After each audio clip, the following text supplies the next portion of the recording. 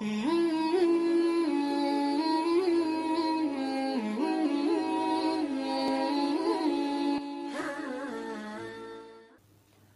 للہ رب العالمین الصلاۃ والسلام علی سید الانبیاء والمرسلین وعلی آلہ واصحابہ اجمعین اما بعد فاعوذ باللہ من الشیطان الرجیم بسم اللہ الرحمن الرحیم رب اشرح لی صدری ویسر لی امری واحلل عقدۃ من لسانی یفقہوا قولی آمین۔ السلام علیکم ورحمۃ اللہ وبرکاتہ۔ امید ہے کہ آپ سب بالکل خیریت سے ہوں گے۔ آج جو ہمارا ٹاپک ہے وہ ایک انتہائی مطلب اس طرح کا ٹاپک ہے کہ جو ہر شخص سننا چاہتا ہے، کیونکہ ہم سب گناہ گار ہیں، بے انتہا گناہ گار ہیں، اور مطلب ہر شخص چاہتا ہے کہ اللہ مجھے معاف کر دے، جب میں مروں تو میں سیدھا جنت میں چلا جاؤں، بغیر حساب کتاب کے جنت میں چلا جاؤں۔ جیسے نبی علیہ الصلوۃ والسلام نے ارشاد فرمایا کہ امت میں 70,000 لوگ ایسے ہوں گے جو بغیر حساب کتاب کے جنت میں جائیں گے۔ اللہ ہمیں ہمارے والدین کو اس میں شامل کر دے۔ 70,000 تو ٹوٹل صحابہ بھی نہیں ہیں، صحابہ بھی 1.25 لاکھ ہیں، تو صرف 70,000 بغیر حساب کتاب کے جائیں گے، تو اتنا سخت ہے معاملہ۔ کہنے کا مقصد یہ ہے کہ 55,000 تو ایسے رہ گئے جو صحابی ہی ہیں۔ اگر سارے صحابہ بھی چلے جائیں بغیر حساب کتاب کے، 70,000 سارے صحابہ ہی ہوں، تب بھی 55,000 صحابہ ایسے ہیں جن کا حساب کتاب ہونا ہے۔ اللہ آسانی فرمائے۔ تو آج کا ٹاپک جو ہے ہمارا وہ توبہ ہے، اللہ کی رحمت ہے کہ توبہ کیا چیز ہے۔ دیکھیں، آپ لوگوں نے توبہ کے متعلق بہت سارے بیانات سنے ہوں گے، بہت بڑے بڑے واعظین ہیں، بہت بڑے بڑے علماء ہیں، بہت بڑے بڑے داعی ہیں، بہت بڑے بڑے مقرر ہیں، خطیب ہیں جو اس بارے میں بات کرتے ہیں۔ عموماً تقریباً سب نے اس بارے میں بات کی ہوگی۔ ہر مکتب فکر کی بات کر رہا ہوں میں، آپ کسی کو بھی لے لیں۔ آپ اگر مولانا طارق جمیل صاحب لے لیں، آپ ثاقب رضا مصطفی صاحب لے لیں، یا آپ ہشام الہی ظہیر صاحب لے لیں، یا آپ جواد نقوی صاحب لے لیں، کسی کو بھی لے لیں آپ، یا جو اسکالرز ہیں، آپ نے سب کی بات سنی ہوگی۔ لیکن میں جو آج آپ سے بات کر رہا ہوں نا، وہ زیادہ لمبی کوئی بات نہیں کروں گا۔ جیسے کہ آپ سب یہ بات جانتے ہیں کہ سمندر کی جھاگ کے برابر گناہ ہو، سچے دل سے توبہ کر لے انسان، اللہ سارے معاف کر دے گا۔ زمین سے آسمان تک بھر دیں، اللہ فرماتے سارے معاف کر دوں گا۔ تو کہنے کا مقصد یہ ہے کہ میں آپ کو 2 سے 3 احادیث بتانے کے لیے آیا ہوں صرف آج اس بارے میں۔ ایک حدیث میں ذکر ہے، اللہ کمیشی معاف فرمائے، کہ ایک شخص جو بے انتہا گناہ گار ہو اور اس سے کوئی بڑا گناہ سرزد ہو، یا کوئی گناہ اس سے سرزد ہو جائے، اور وہ پھر اللہ کی طرف رجوع کرے اور وہ اللہ سے توبہ کرے، اور وہ حدیث میں الفاظ ہی ایسے ہی ہیں، میں مفہوم عرض کر رہا ہوں کہ حدیث میں ہے کہ وہ کہے یا ربی، یعنی یا میرے رب، اے میرے اللہ، مجھ سے گناہ ہو گیا، مجھے معاف کر دے۔ اب وہ گناہ کر چکا ہے اتنا بڑا، اور وہ یہ بات کہہ رہا ہے، تو اللہ پاک ارشاد فرماتے ہیں کہ اس شخص کو جس نے گناہ کیا ہے، یہ نہیں ارشاد فرما رہے اس وقت اللہ پاک کہ یہ مجھ سے توبہ کر رہا ہے، اللہ پاک ارشاد فرما رہے ہیں کہ یہ شخص، اس کو یاد ہے کہ اس کا ایک رب ہے، اللہ، اس کو یاد ہے اس کا رب ہے، اور اس کو یہ پتہ ہے اس کے رب کے پاس یہ قدرت ہے جو اس کو معاف کر سکتا ہے۔ اس وجہ سے کہ اس کو یاد ہے کہ اس کا کوئی رب ہے، میں نے اس کو معاف کر دیا۔ کتنا یہ رحمت، بہت بڑا معاملہ ہے رحمت کا، رحم کا۔ اس کے بعد حدیث کے الفاظ ہیں کہ کچھ عرصہ گزرتا ہے، جب تک اللہ چاہتا ہے اتنا وقت اللہ گزارتا ہے، اس کے بعد اس شخص سے دوبارہ گناہ ہوتا ہے، وہ پھر فرماتا ہے یا ربی، مطلب اے رب، اے اللہ، مجھے معاف کر دے، مجھ سے گناہ ہو گیا۔ اللہ پاک پھر وہی فرماتے ہیں کہ اس شخص کو یاد ہے کہ اس کا ایک رب ہے جو معاف کر سکتا ہے، یہ مجھ سے معافی مانگ رہا ہے، اس کو یاد ہے گناہ کر رہا ہے، لیکن اس کو یاد ہے کہ اس کا رب ہے، میں نے اس کو معاف کر دیا۔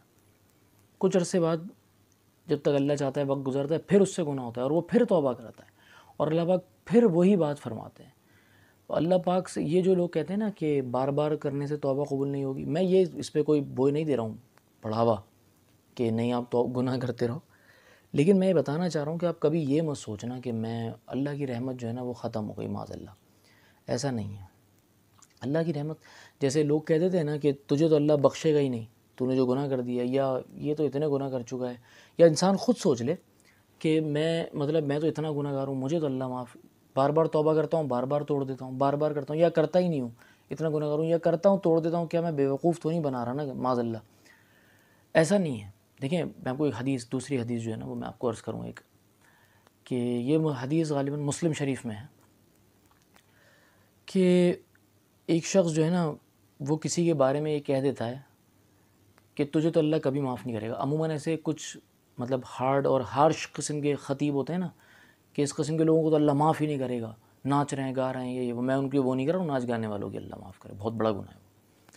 لیکن میں ایک بات کہہ رہا ہوں کہ ان کو تو اللہ معاف ہی نہیں کرے گا. یہ جو بات ہے نا, ان کو تو, یا تجھے تو اللہ معاف ہی نہیں کرے گا, اس کو تو اللہ کبھی معاف نہیں کرے گا جس نے میرا جو دل دکھا ہے. آپ کا دل دکھا ہے, لیکن یہ جو جملہ ہے, میں اس پر ابھی اس کو پکڑ لیں, اس جملے کو یہیں پر, کہ اللہ معاف نہیں کرے گا کسی اور کے بارے میں کہنے کو, اس کی کتنی بڑی سزا ہے میں آپ کو عرض کروں. کتنا بڑا یہ معاملہ ہے نا, ابھی آپ کو اندازہ ہوگا اگر آپ دل میں آپ کے نرمی پیدا کریں اور اس وقت بالکل ٹھک کریں آپ کے دل پہ لگے, اس طرح سنیے گا.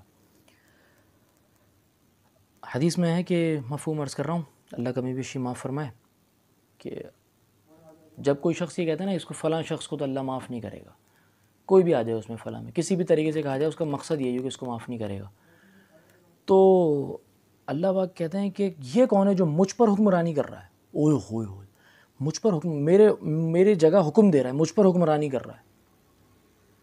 مطلب میری جگہ بول رہا ہے وہ کہ اللہ اس کو معاف نہیں کرے گا. کیسے بول دیا؟ اللہ پاک فرماتے ہیں کون ہے جو مجھ پر حکمرانی کر رہا ہے. یہ جو گناہ گار, جس کے مطلب جو بندہ یہ کہہ رہا ہے نا کہ اس کو معاف نہیں کرے گا, یعنی کسی گناہ گار کو, اس گناہ گار کو تو میں نے معاف کر دیا, اور جو شخص یہ کہہ رہا ہے اس کے میں نے تمام عمل ضائع کر دیے, تمام عمل اس کے غارت کر دیے. آپ زیرو ہو گئے, آپ کے صرف ایک جملے سے تمام اعمال, نماز, روزہ, حج, زکوٰۃ, اخلاق, اور حرام کا چھوڑنا, حلال کھانا, نظر نیچی رکھنا, جو ٹخنوں سے اوپر شلوار, داڑھی, یہ وہ جتنی چھوٹے چھوٹے سے لے کر بڑے سے بڑے ثواب اور نیکی تک, اعمال تک, تمام اللہ نے غارت کر دی اٹھا کر, صرف اس ایک جملے پر, اور اس کو معاف کر دیا جس کو آپ جہنمی ڈکلیئر کر رہے تھے.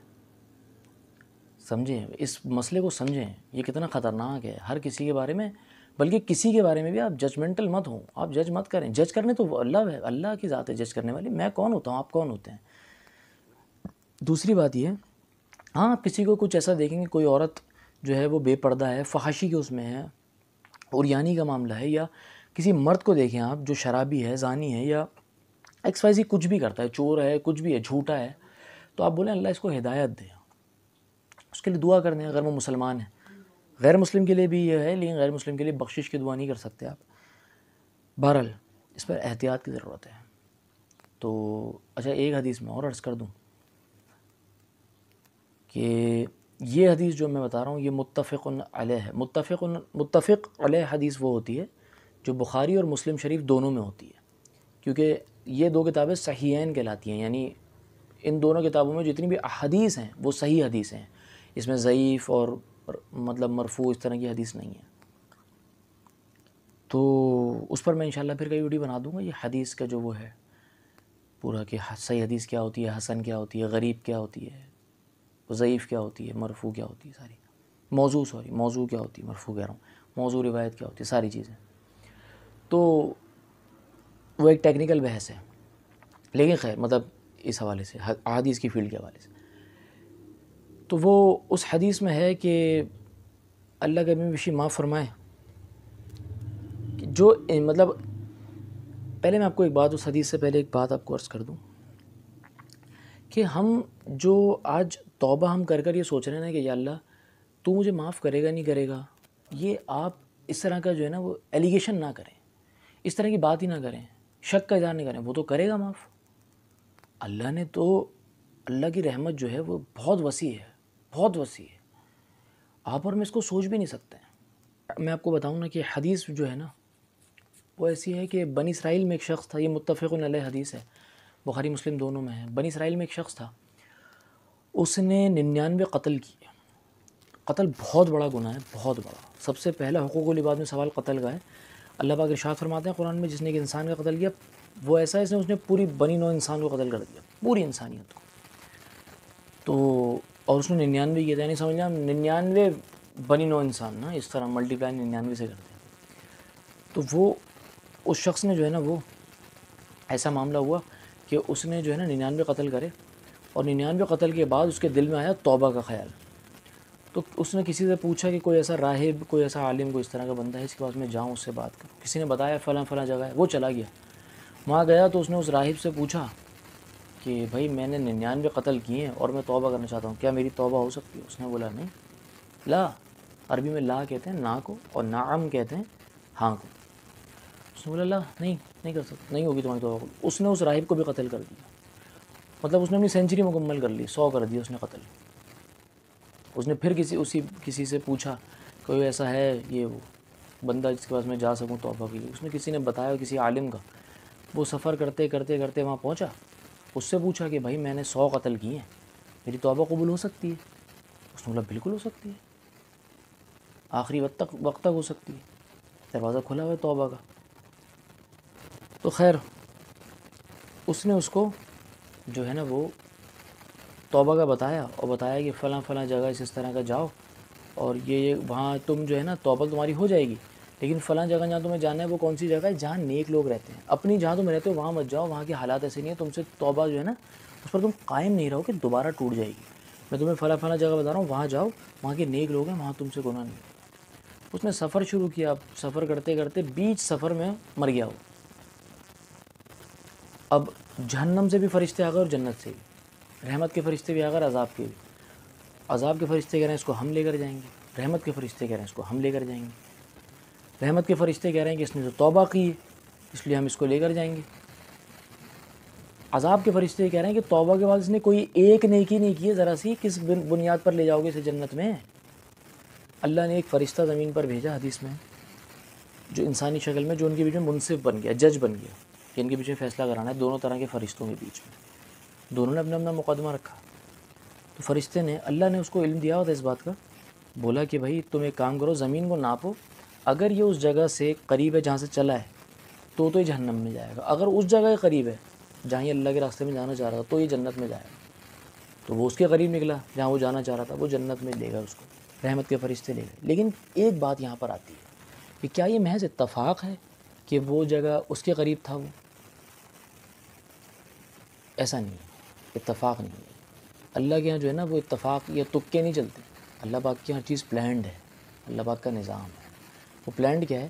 دوسری حدیث میں ایک آتا ہے اسی واقعے کے بارے میں کہ اللہ نے جو ہے نا وہ جو اس طرف جہاں سے وہ چلا تھا اس طرف کی زمین سکیڑ دی، زمین کو حکم دیا اور ادھر کی زمین پھیلا دی، تو یہ مطلب وہ رستہ کم ہو گیا اور یہ زیادہ ہو گیا، تو اللہ نے اس کو جنت میں داخل کرنا تھا۔ تو میں آپ کو بتانا ہی چاہ رہا ہوں کہ توبہ ایسا عمل ہے کہ اگر آپ کریں گے تو ضرور کرے گا اللہ قبول، لیکن سچے دل سے کریں، جب ہو جائے تب کریں، لیکن سب سے پہلے اپنے گناہ کو گناہ سمجھیں۔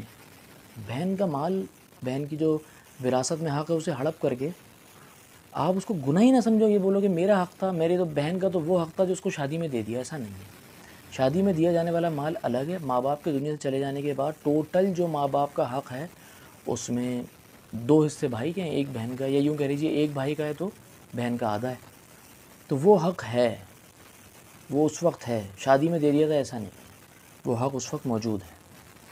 اور اسی طرح آپ سود کھا کر بولو کہ نہیں یہ تو ربا فری بینکنگ ہے، ایسا نہیں ہے، سود ہوتا ہے، ٹھیک ہے۔ پھر آپ کسی کے پاس انویسٹ کرو اور اس سے مطلب فکس پروفٹ، مطلب پہلے سے کہ ہاں بھئی آپ مجھے مہینے کے 10,000 یا 10 روپے بھی دو گے نا، فکس کرا ہوا ہے، وہ حرام ہے۔ تو جو غلط ہے وہ غلط، پہلے گناہ کو گناہ سمجھیں آپ، اس کے لیے آپ کو دین سمجھنا پڑے گا، اور اتنا ٹائم ہے کس کے پاس، ہے نا؟ تو پھر تیار رہنا ہے پھر آخرت کے لیے۔ تو خیر آج کے لیے اتنا ہی، مجھے اجازت دیجیے اس ویڈیو سے، مجھے میرے والدین سب کو دعاؤں میں یاد رکھیے گا، اجازت چاہوں گا اگلی ویڈیو تک کے لیے۔ السلام علیکم ورحمۃ اللہ وبرکاتہ۔